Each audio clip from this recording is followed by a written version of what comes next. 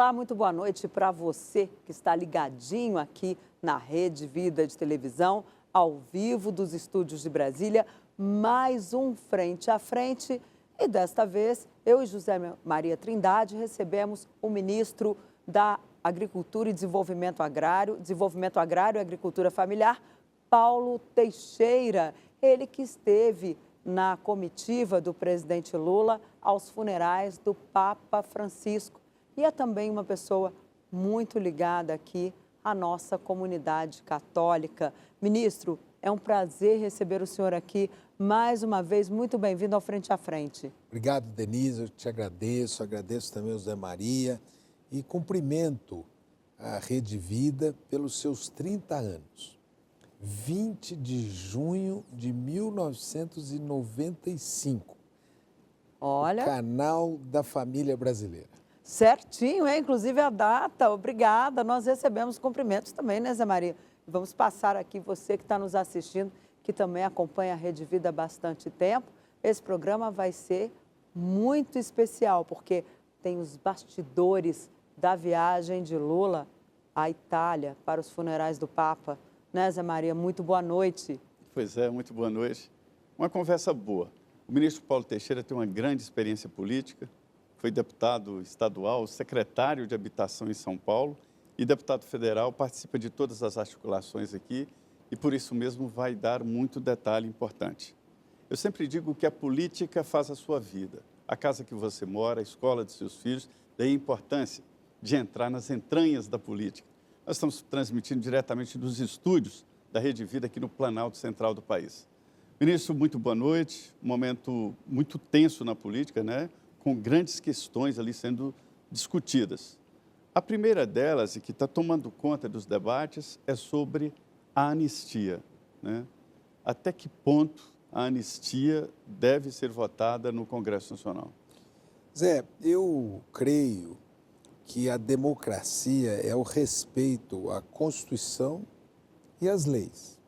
Essa lei que criou o tipo penal de tentativa de golpe de Estado e ruptura violenta do Estado Democrático de Direito foi uma lei que, inclusive, foi de minha autoria. Esses dois tipos penais foram de minha autoria e que foi sancionada pelo então presidente da República, Jair Bolsonaro.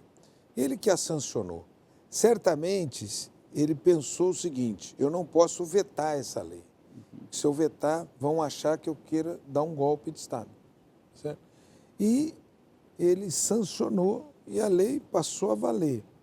Uma lei importante num país que viveu períodos ditatoriais importantes, como 21 anos da ditadura militar. E nós já tivemos, na história do Brasil, muitos golpes de Estado. E pela primeira vez nós estamos punindo uma tentativa de golpe de Estado. Essa tentativa teve, inclusive, o propósito de matar o presidente recém-eleito, Lula, o vice-presidente Geraldo Alckmin e o então presidente do Tribunal Superior Eleitoral, o ministro Alexandre de Moraes. Eles iam fazer uma campanha para matá-lo. Não deu certo porque eles, me parece que a sessão do TSE acabou mais cedo, alguns dizem porque não houve uma autorização expressa, mas eles já tinham armado uma armadilha para matar essas três autoridades. Tinha um decreto para estabelecer o golpe de Estado, a supressão das liberdades. E se tivesse dado certo, certamente nós não estaríamos aqui, haveria censura na imprensa brasileira, os opositores estariam presos, haveria um fechamento do regime. Então, eles ministro, deverão responder... Desculpa, mas não é bem assim. O senhor fala em tentativa de golpe e golpe. E outra coisa, que há um julgamento separado entre golpe, né? Fala de golpe, não é tentativa, e de supressão do Estado Democrático, supressão violenta do Estado Democrático. O senhor que participou desse debate da lei, não é a mesma coisa? Não é uma redundância? Primeiro, os dois tipos penais, você vem, precede a palavra tentativa. Por que precede a tentativa? Porque se você tirar a tentativa, eles só serão punidos se houver golpe, eles nunca serão punidos. Não haveria jurisdição. A lei fala em tentativa. Se é tentativa. E há uma diferença da tentativa de golpe de Estado e de uma tentativa de supressão violenta. Porque você pode ter um golpe de Estado sem o uso da violência. Né? É difícil, né? Mas pode... Ou, por exemplo, na Coreia, recentemente, houve uma tentativa de golpe de Estado que depois ele foi preso. Ele foi preso. Ele foi preso. Exatamente. Então, as democracias... Mas aí elas depois têm houve na própria justiça uma reversão, né? Não, ele está preso. Ele agora foi preso. Ele recentemente foi preso. As democracias, elas têm que prever quando você tenta destruir a própria democracia. Quer dizer, a democracia é um lugar onde as pessoas lutam pelos seus direitos, onde elas expressam suas opiniões, onde elas podem se organizar. Agora, só não pode tentar suprimi-la, né? Porque se você tentar suprimir, você está retirando o direito de todos, de expressar suas opiniões, de organizar para lutar pelos seus direitos, de poder ter uma livre expressão da opinião e da organização da sociedade. Então, toda vez que você tenta suprimir a democracia, você está suprimindo o direito de todos. E, no Brasil, a história brasileira, nós vivemos de muitos golpes e tentativas de golpe. Nós tivemos um golpe de 30 a 45, nós tivemos um golpe de 64 a 85. E, durante 4 anos, tentativas de golpes repetidas por esse presidente que deixou a presidência da República. Quando ele fala em anistia, Zé, ele reconhece que praticou esses atos. Porque se ele achasse que ele não praticou nenhum desses atos, ele poderia defender a sua inocência e dizer, eu vou defender minha inocência. Mas o argumento é que se trata de uma anistia para os condenados, para outros, para as pessoas que estão presas. Mas ele nem foi condenado. Isso não é para ele, né? Não, mas ele defende anistia para si. O senhor acha que seria anistia para ele? Ele está defendendo anistia para ele e está defendendo anistia para aqueles que cometeram o crime e que não foram julgados, inclusive. Então, desde o início, ele já reconhece que tentou praticar aqueles crimes e gostaria de ser anistiado. Ora, nós temos que pensar no Estado democrático se você vai anistiar todos os crimes. Por exemplo, qual a diferença dele e do ex-presidente Lula? O ex-presidente Lula, quando foi preso, ele falou, eu sou inocente. Eu vou preso, inclusive, mas eu vou até o final para mostrar a minha inocência. Ele nunca falou em anistia. Nós estávamos exercendo o parlamento naquela época, o mandato parlamentar, e nunca falamos de anistia. Eu não tenho conhecimento que alguém tenha protocolado um projeto pedindo anistia do presidente Lula. Não. Ele agiu diferentemente. Ele falou, sou inocente, quem está me julgando está fazendo política partidária, mas eu vou até o final defender a minha inocência. O Bolsonaro não. O Bolsonaro ele já diz o seguinte, eu vou defender a anistia, porque ele não diz ser inocente, ele não diz que não praticou esses atos. E esses atos estão fartamente comprovados quando foram degravadas as conversas que o seu ajudante de ordem teve com ele e teve com demais comandantes, o coronel Cid. Não só a degravação das conversas, como também a delação premiada que o coronel Cid fez. Por isso eu acho que não se deve falar em anistia e eu creio também que nós não devamos modificar a legislação. Aí eu quero expressar aqui a minha opinião, que pode divergir de algumas opiniões respeitadas. Por quê? Porque você pode aplicar as penas com graduações de participação. Isso é, quem teve um papel mais, digamos, organizativo daquela tentativa de golpe, tem que ter uma punição mais grave. Quem teve um papel apenas de bando, de ter massa de manobra, só estava lá no meio da... tem que ter uma degradação que aplica leis mais brandas. Então, o senhor admite que é preciso rever algumas penas? Eu creio que o judiciário deveria aplicar penas diferenciando a participação de cada um. Revendo algumas penas? Eu acho que sim. Ou seja, esse assunto ainda vai ser discutido lá na Câmara dos Deputados e no Senado Federal. O presidente do Senado, Davi Alcolumbre, está, inclusive, vendo alternativas ali, né, a essa proposta que foi apresentada lá na Câmara dos Deputados. O presidente Hugo Mota praticamente engavetou esse projeto que está lá. Eles começaram uma obstrução, que como tem esse feriado esta semana, não deu para saber ainda se essa obstrução, de fato, ela surtiu efeito, porque também tem a questão das emendas que os deputados só querem trabalhar depois que forem liberadas as emendas ao orçamento de 2025.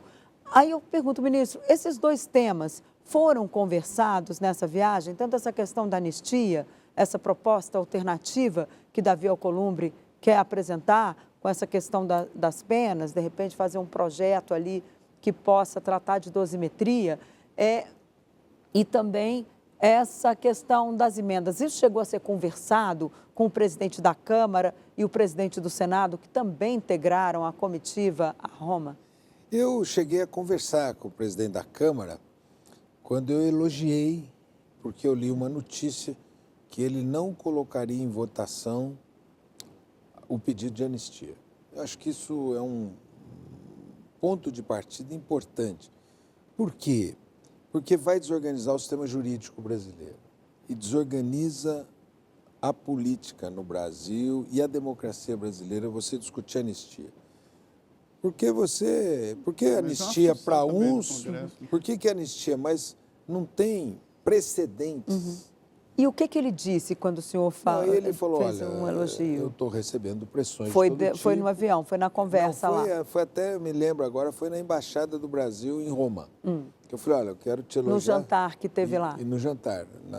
Um pouco antes do jantar, eu elogiei a posição dele de não colocar em votação. Aí ele disse... A anistia. E o que ele falou? Ele disse, eu estou recebendo muita pressão. Eu falei, imagino, mas você está agindo bem pela democracia brasileira. Porque eu acho que não há precedentes. E se você colocar em votação e aprovar, vai bagunçar o coreto. Vai e aí ele respondeu o quê? Ele falou, você sabe das pressões que eu recebo. Eu falei, e você age bem em não colocar. E Davi Alcolumbre chegou a falar alguma coisa a esse respeito? Não ouvi do Davi. Conversamos outras coisas com o Davi. Né? Por exemplo? Nós conversamos... Ele tem uma preocupação muito grande com o desenvolvimento do norte do país.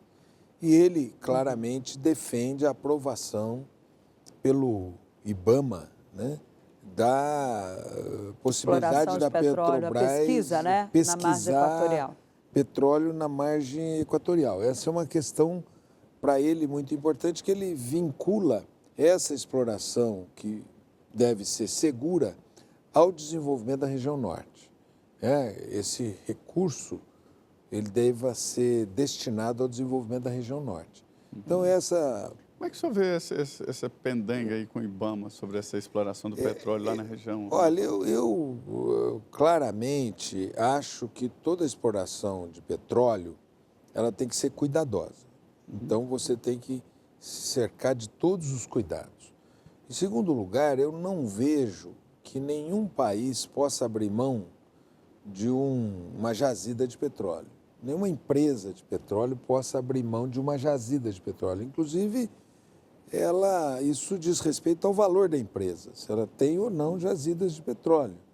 Em terceiro lugar, eu acho que o que vai financiar a transição energética é o petróleo. O petróleo que pode financiar o hidrogênio verde, pode financiar a eólica, solar e a eficiência energética, os carros híbridos, elétricos e a álcool. Então, eu pessoalmente acho que o IBAMA deva determinar que as consultas sejam feitas e que se possa estudar Perfeito. essa exploração lá. Eu fui, por exemplo, na COP28. A COP28 foi em Dubai, Emirados Árabes. Eles estão em cima de jazidas de petróleo, mas eles não abriram mão dessas jazidas de petróleo. Agora, estão financiando a transição energética. Essa transição aí vai ser um pouco mais longa do que a gente imaginava. Isso é um ponto muito importante. Salve, seja bem-vindo mais uma vez aqui o Frente a Frente nessa quarta-feira falando de política. Hoje, o ministro do Desenvolvimento Agrário e Agricultura Familiar, Paulo Teixeira, está aqui nos estúdios. Nós estamos ao vivo aqui, diretamente dos estúdios da Rede Vida aqui no Planalto Central do país. Ministro, um dos assuntos que agora se transformou num assunto mundial é a fome. A fome no mundo, a fome no Brasil, né?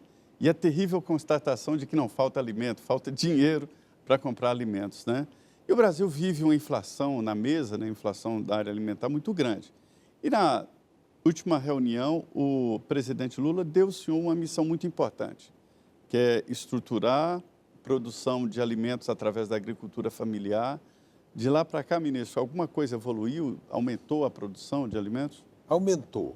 Nós temos um aumento de produção de alimentos no Brasil. Nós vamos ter um recorde de produção de alimentos esse ano aqui.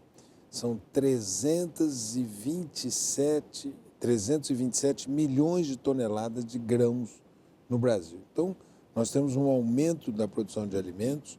Nós temos o maior plano safra da história do Brasil, em termos de investimento. Só no Pronaf são 78 bilhões e no total chega a quase 500 bilhões. Quase 1 trilhão, né? 1 trilhão. Agora, tem algumas questões importantes que dizem respeito a esses dois temas que você colocou, fome e inflação de alimentos. Sobre fome, eu vou ser bem rápido, porque o presidente Lula e a presidenta Dilma já tinham tirado o Brasil do mapa da fome em 2014, mas a desestruturação das políticas que vieram depois nos governos seguintes fizeram com que o Brasil voltasse para o mapa da fome.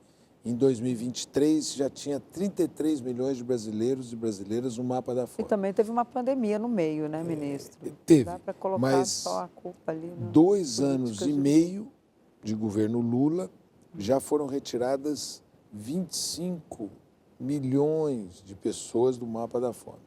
Então, o presidente Lula tem um compromisso do ano que vem, já não tem mais nenhum brasileiro no mapa da fome. Agora, eu vou falar disso que você estava tocando. Alguns aspectos hoje fizeram com que nós tivéssemos algumas dificuldades, não só no Brasil, no mundo, na produção de alimentos. Quais são as dificuldades? Primeiro foi a pandemia. A pandemia ajudou a desorganizar a produção de alimentos no mundo. E o segundo aspecto foi o tema climático. O tema climático também, por exemplo, o café aumentou de preço porque quebrou a produção de café no Vietnã. Então, grandes produtores de café, e no Brasil nós passamos 3 anos com problemas basicamente, climáticos. Café, carne, né? Não, aí quais são os problemas vindos? A carne também, mas aí não é bem um problema climático. A carne tem vários aspectos. O primeiro deles foi quando o Trump se elegeu. O dólar estava 5,70 e ele subiu para 6,30. Quando o dólar sobe, tem duas mudanças importantes nos preços. A primeira porque todos os insumos da agricultura que são importados são comprados em dólar, então aumentam de preço. Então, fertilizantes, defensivos, alguns insumos veterinários que têm preço estimado em dólar, né? Mesmo para quem processa alguma coisa, importa. Por exemplo, recentemente, essa latinha de sardinha ela é importada. No Brasil, custa caro. Então, dólar. E depois também esses produtos são precificados em dólar também, porque são exportáveis. Então, o mesmo preço que é para exportação, se o dólar está alto, vai aumentar o preço no mercado interno, né? O dólar agora baixou, ele chegou a 6,30, Essa semana ele esteve abaixo de 5,70, né? Isso vem ajudando. Se você pegar comparativamente ao mês de dezembro, as carnes estão mais baratas do que estiveram em dezembro, né? E nós tivemos também o Agora chamado teve uma ciclo... alta exatamente em virtude de mais exportação. É isso. É uma preocupação nossa, porque a carne brasileira, com essa briga tarifária dos Estados Unidos com o mundo, faz com que nós tenhamos uma carne barata. Isso faz com que o mundo queira a nossa carne. Isso é preocupante porque a exportação de carne está aumentando de tal forma que possa aumentar o preço novamente no Brasil. Isso a tendência é aumentar, né, essas exportações. Nesse Especialmente momento. agora, o presidente Lula vai à Rússia, vai à China, também em busca de ampliação, especialmente do mercado de carnes, né? Inclusive, o ministro Rui Costa acabou de chegar de lá, quer dizer, está voltando. Esses mercados nós já temos de carne. Mas há uma vontade do país aí de ampliar, pelo menos eu ouvi isso da bancada agrícola lá no Congresso e também se nós precisamos ampliar o mercado interno de carne, porque nós precisamos suprir o mercado interno, né? Bom, o dólar é um dos fatores. O outro fator para o aumento dos preços foi o aumento do consumo, porque o salário aumentou, aumentaram também as transferências de renda e aí aumentar o consumo de todos os produtos, inclusive de carne, né? O ovo aumentou exatamente por causa do preço da carne, porque muita gente substitui a carne pelo ovo. Aumentou a demanda e aí aumentou o preço. Agora, o ovo deixou de ser vilão. O que o governo pode fazer para ajudar a conter essa alta dos preços que vem decorrente dessas questões de mercado? Tem alguma coisa que o governo possa fazer? O governo está fazendo muita coisa. O que o governo fez? Primeiro, tomou medidas para baixar o dólar, né? E entre essas medidas, nós tivemos déficit zero no final do ano, o Banco Central aumentou os juros, então o dólar voltou para a taxa de 5,70 e isso melhora o preço de muitos alimentos exportáveis. O governo também diminuiu tarifas de importação de alguns produtos. Isso já repercutiu, por exemplo, óleos e azeite, diminuiu o preço do azeite, diminuiu o preço dos óleos, isso também foi importante, né? Nós garantimos o crédito agrícola para não ter problema de fluxo no crédito agrícola igualmente. Nós estamos estudando também medidas em relação à importação de insumos, não é? Dialogando com a indústria para que ela também evite aumentar preços. Nós diminuímos a adição de soja no diesel, né? Do biodiesel no diesel, biodiesel de soja no diesel. Então, foram tomadas uma série de medidas e, se você for ver, esses meses agora, março, abril, uma série de alimentos baixaram. Por exemplo, vou trazer quais que baixaram assim de uma maneira muito expressiva. O arroz. O arroz teve... virou vilão. Né? Foi vilão, há alguns meses era o vilão, né? Agora ele você tem arroz... Agora é o salvador da pátria. Arroz, olha, arroz, feijão, os preços não vai do arroz... voltar nunca aos preços de antigamente, né? Mas pelo menos parou de subir. Existe uma diferença... Não, arroz baixou. Se você pegar comparativamente um ano, abril do ano passado para abril desse ano, o preço nominal está menor. Então, eu me lembro, abril do ano passado, você tinha 5 quilos de arroz, R$30. Hoje você compra 5 quilos de arroz a R$24, R$23. Ministro, há uma diferença. O Brasil produz muito produto agropecuário, né? É campeão de exportação de soja, de milho, isso é um grande feito. Mas há uma diferença entre esta agricultura de exportação, o agronegócio, que existem vários agros, né? E a agricultura familiar. E pouca gente sabe, mas é a agricultura familiar que produz a maioria dos alimentos, né, que nós consumimos. Me falaram em 70%. Se você pegar o pequeno e o médio, não é? Ele é o grande responsável Que pelo não é mercado tão interno. médio assim, né? Mas o pequeno e o médio, ele é responsável por 70%, 80% de tudo que se produz para a mesa do povo brasileiro. Para a mesa, né? O resto que é vai exportação. à mesa. Os grãos e a energia é a grande propriedade que produz. Por isso, um governo tem que equilibrar essa produção do agronegócio. Esse setor está no seu ministério, né? Que é o da agricultura familiar. Né? Na agricultura familiar, até um setor médio, pequeno e médio, está conosco. E do Isso médio depende de para o cada grande está no região, mapa. porque é calculado em módulos. De né? módulos. Módulos. Então, Módulos cada rurais. região tem uma definição do que é pequeno e médio produtor, a agricultura familiar. Né? É isso. E o senhor tinha incumbência de aumentar, inclusive, as reservas, através de silos e armazenar. O estoque, né, de O alimentos. que a gente está fazendo? A gente está comprando arroz agora. Nós começamos a comprar arroz, porque o arroz está num preço baixo. Então, nós lançamos, o ano passado, nós lançamos contratos de opção e esses contratos nós vamos realizá-los agora. E o Você que está mais comprando que e vai armazenar. Armazenar. Com silos, os senhores têm... Tem. A Conab tem uma série de silos e armazéns para armazenar esses produtos. E na entre-safra, equilibrar Para equilibrar o preço da entre-safra. E o que o agricultor familiar pode esperar do governo para este ano? Como é que está o orçamento lá do seu ministério? O que vai sair aí nos próximos meses que ele pode... Tem boas notícias para esses agricultores? Sim, tem. A melhor notícia é que a gente vem em 2023, 2024 e agora em 2025, nós temos tido o recorde do Plano Safra. São os maiores planos da história do Brasil, o maior volume de recursos. Mas, ao mesmo tempo, nós diminuímos juros para a produção de alimentos. Então, hoje o juros está 14,5%, né, a Selic. A produção de alimentos hoje é 3%. Então, é juros subsidiado, é o chamado juros negativo, ele não corrige o dinheiro.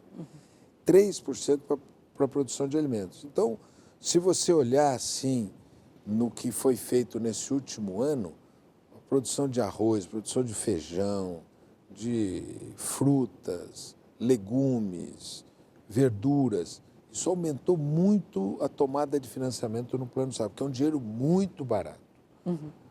Agroecologia, produtos orgânicos, 2%.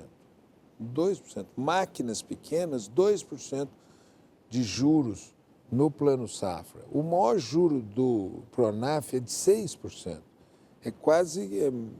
Ele é menos que a metade do juro da Selic.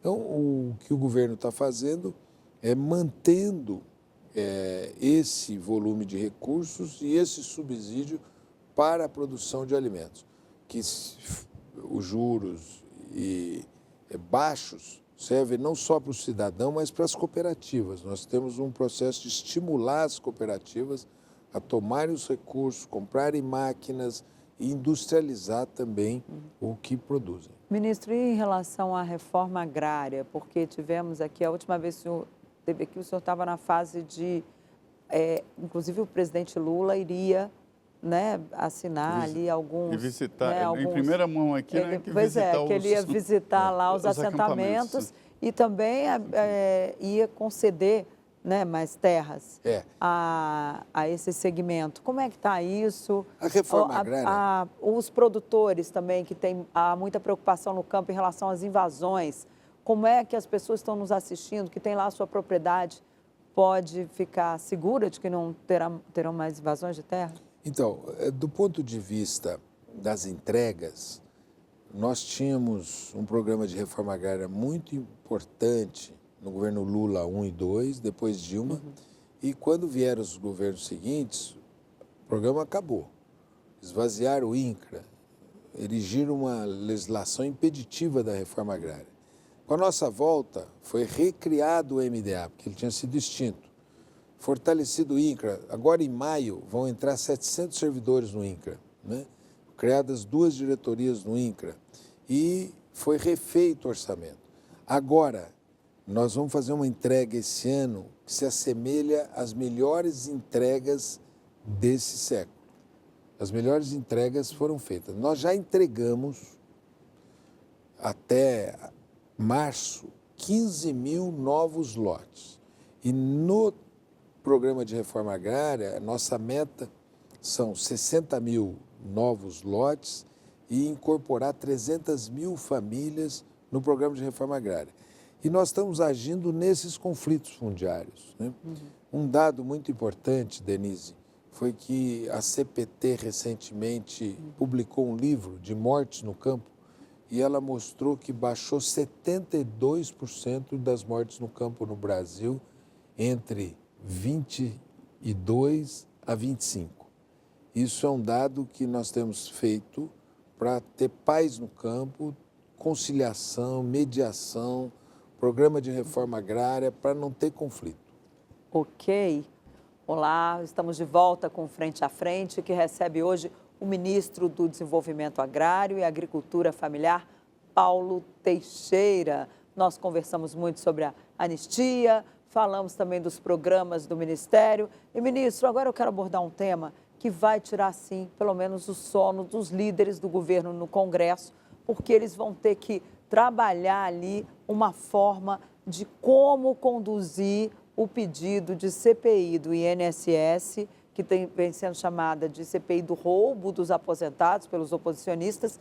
Eles conseguiram já as assinaturas para que essa CPI seja instalada. Mas o presidente da Câmara, Hugo Mota, disse que é preciso respeitar a fila e que ele vai primeiro ver como é que está a fila ali, tal, para depois decidir o que fazer com esta CPI. Mas já tem uns lá pensando em CPMI, mistura ali de Senado, que mistura Senado e Câmara, para ver se agiliza essa investigação da parte dos parlamentares, né? Porque a gente sabe que tem investigação da Polícia Federal. Como é que o governo vai fazer? O que o governo pretende fazer para tentar evitar essa investigação na Câmara? Porque a gente sabe que o governo não quer saber dessa investigação parlamentar, né? Olha, Denise, evidentemente que é gravíssimo desviar recurso de aposentados. E esse sistema, ele começou no governo Jair Bolsonaro. Essas entidades, das 11 acusadas de terem desviado recursos... Descontado dinheiro das aposentadorias, sem autorização dos aposentados. 9 foram criadas no governo de Jair Bolsonaro. Inclusive agora essa pessoa que está dizendo que é o careca do INSS, que é o operador desse dinheiro, ele foi um contribuinte da campanha de Jair Bolsonaro e apoiador de Jair Bolsonaro. Então, quem desbaratou essa quadrilha foi o governo do presidente Lula.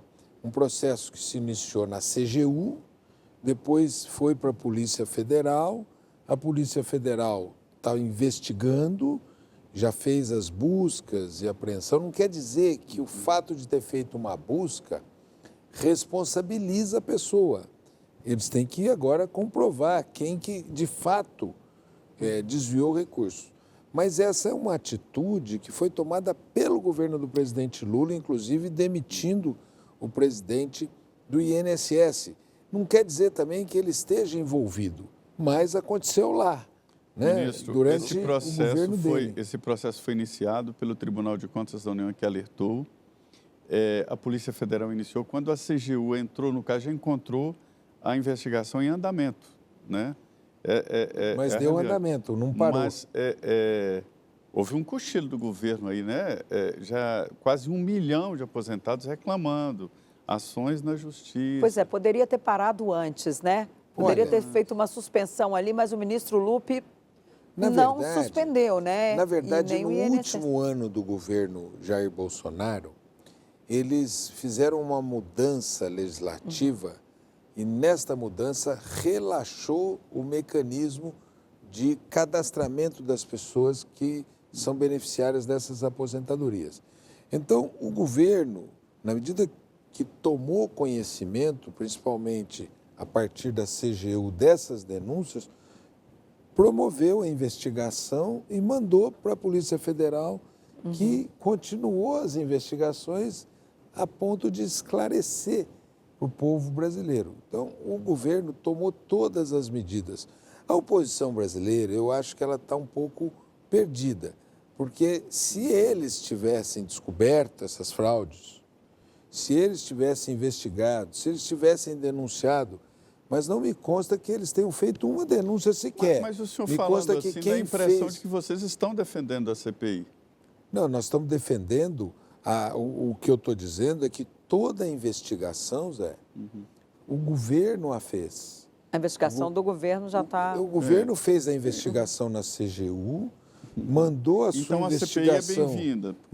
Mandou a sua investigação para a Polícia Federal e está esclarecendo tudo da forma que precisa. Ou seja, então não precisa de CPI, é isso? Na sua avaliação, na minha não opinião, precisa? Não precisa de CPI. Na minha opinião, o que a oposição está querendo é um palco. É um palco para fazer discurso, para fazer volume, não é? E o governo, como ele tomou a iniciativa de desbaratar essa quadrilha, eu vejo que ele está tomando todas as providências e dando transparência para a sociedade do ocorrido, tomando as providências para punir os responsáveis e tomando as providências, inclusive, para repor a esses aposentados. Pois é, como é que vai repor esse dinheiro? Porque, e o ministro Lupe, como é que fica a situação dele? Porque até agora a gente teve aquela entrevista do ministro da CGU dizendo que os aposentados que foram descontados ilegalmente, irregularmente, o que não estava autorizado, seria ressarcido. Como é que vai ser esse ressarcimento? O governo já tomou, ali, os senhores já tiveram alguma reunião? Eu sei que o senhor participa muito das reuniões lá do Palácio, embora não seja a sua área. Já tem alguma luz de como é que dá para repor esse dinheiro? Eu não tenho conhecimento dessa decisão, ainda que ela já tenha sido anunciada, mas ela precisa ser organizada para devolver aos aposentados o que lhes foi tirado e, ao mesmo tempo, processar essas entidades e, digamos assim, aqueles que fizeram o desvio para recuperar dos recursos que serão pagos aos aposentados. Eu acho que é isso. O governo hoje nomeou o novo presidente do INSS. E me parece que o critério que se utilizou foi de levar alguém das carreiras de Estado, que tem muito conhecimento da legislação e de gestão para cercar todos os problemas que levaram a esses desvios. E como é que fica a situação do ministro Lupe diante dessa confusão toda? Ele esteve lá no Congresso, Olha, mas a impressão de alguns é que ele não convenceu muito ali, Denise, que ele agiu em cima do lance. Denise, claro que eu não sou presidente da República, né? Não posso dizer o que deva acontecer, mas o que eu quero dizer é que até o presente momento não tem nada que implique o ministro Lupe, nada que diga, olha, ele foi beneficiário de algum desvio, nada. Né? Então, a gente tem que preservar o princípio, né, da presunção de inocência. Nisso, vamos falar um pouco de política, que o ministro é experiente demais na política e estão acontecendo movimentos partidários, formação de federações, essa superfederação, isso muda. Olha, a minha opinião é que o governo presidente Lula está recuperando popularidade. E um governo que recupera popularidade, muitos partidos... Recuperando? Está recuperando. As últimas pesquisas demonstram que ele começou a recuperar popularidade.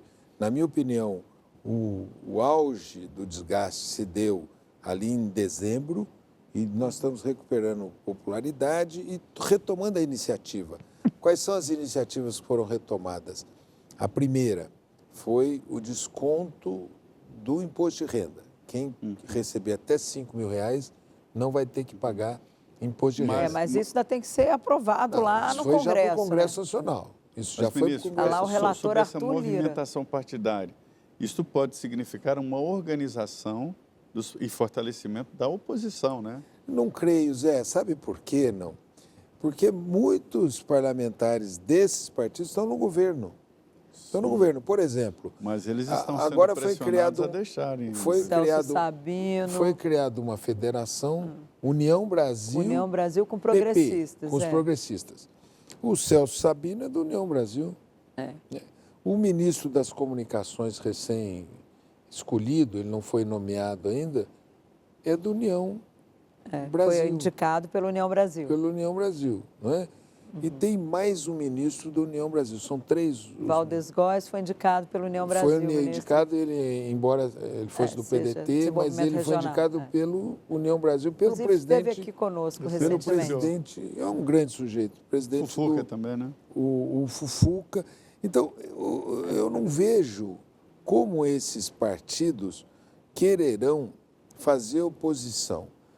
Talvez eles vão fazer uma construção para a disputa no Congresso Nacional de senadores e deputados, nos governos estaduais, mas eu acho que a União Brasil, ele deve caminhar com o governo nas Agora, eleições. ministro, eu conversei com a ACM Neto, que é vice-presidente do União Brasil, e ele me disse o seguinte: final do ano, essa turma que está no governo tem que deixar o governo, porque nós vamos montar uma construção alternativa para concorrer à presidência da República. Ronaldo Caiado esteve lá no lançamento da federação, fazendo já uma pré-campanha.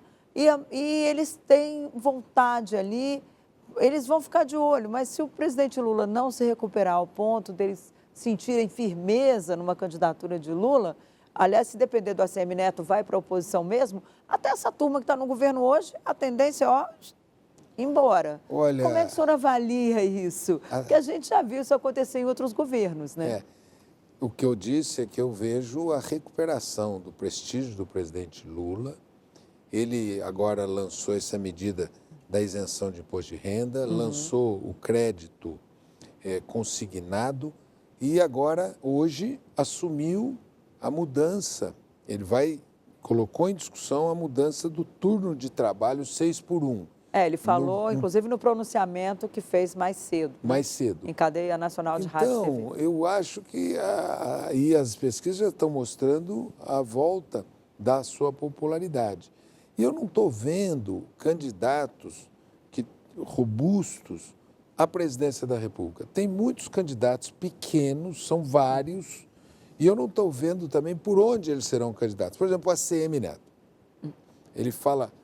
Não, ele não é candidato à presidência da República. E ele está com dificuldade na Bahia, certo? Tem dificuldade enorme. Ele perdeu as eleições para governador da Bahia. Né? E por isso eu vejo, do que eu conheço da política brasileira, né, que acho que esses partidos, muitos deles, seguirão com o presidente Lula. E o Tarcísio de Freitas?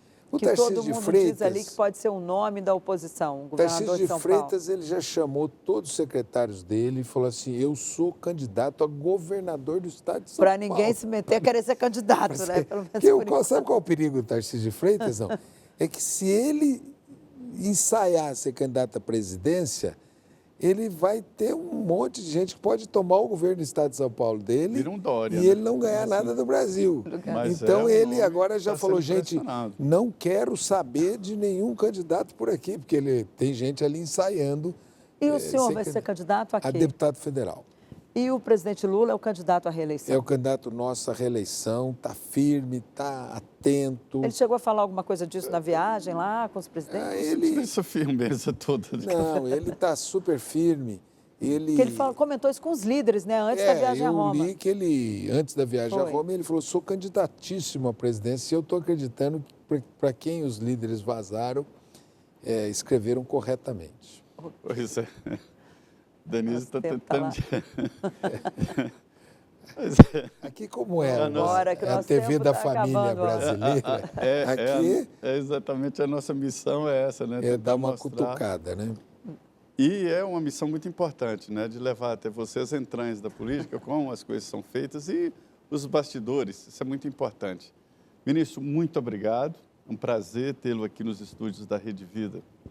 Obrigado, Zé Maria, obrigado, Denise, eu gosto muito de vocês, que eu acompanho vocês como telespectador e das oportunidades que eu tive aqui. Eu aproveito para mandar um abraço para toda a direção da Rede Vida. É uma TV que tem uma alta penetração no Brasil, no público católico, chamado Canal da Família, e dá os parabéns pelos 30 anos que vocês vão completar agora no dia 20 de junho desse ano, não é? É uma rede que foi organizada de uma maneira muito inteligente, com muita participação de várias pessoas que viabilizaram uma rede dessa grandeza e dessa importância. E vocês dois são jornalistas sênior da imprensa brasileira, experimentados, e quando eu venho aqui, eu sinto que é sob pressão. Bom, né? E tem uma frase muito importante que diz o seguinte: se você não conta com a fé para remover montanhas, chama o João Monteiro, que ele remove montanhas, ele é o responsável pela criação deste grande canal, importantíssimo, né? Um canal importante para fazer esse nosso comunicado. Denise, mais um Frente a Frente, muito boa noite. Pois é, boa noite, Zé Maria, boa noite, ministro. Na semana que vem a gente está de volta, né? Inclusive, é o dia que começa o conclave, está todo mundo querendo saber quem será o próximo Papa. Se você souber, conta pra gente, né, Zé Maria? Posso dar um spoiler? Claro. Lá em Roma, nosso tempo tá acabando. num momento, o embaixador do Brasil no Vaticano, ele fez duas apostas. Um desse cardeal Parolin. E a segunda aposta que ele fez foi do cardeal Zucco, que é de Milão. Foram as duas apostas que ele Dois fez. italianos, né? Que seja a inspiração divina para nos dar um Papa que represente a Igreja, que represente todos nós, né? Queria agradecer muito aqui a sua participação, a sua presença aqui no Frente a Frente. Muito boa noite, continue aqui na Rede Vida, porque começa agora o Jornal da Vida, com as notícias nacionais e internacionais. Obrigado, boa noite, fiquem com Deus.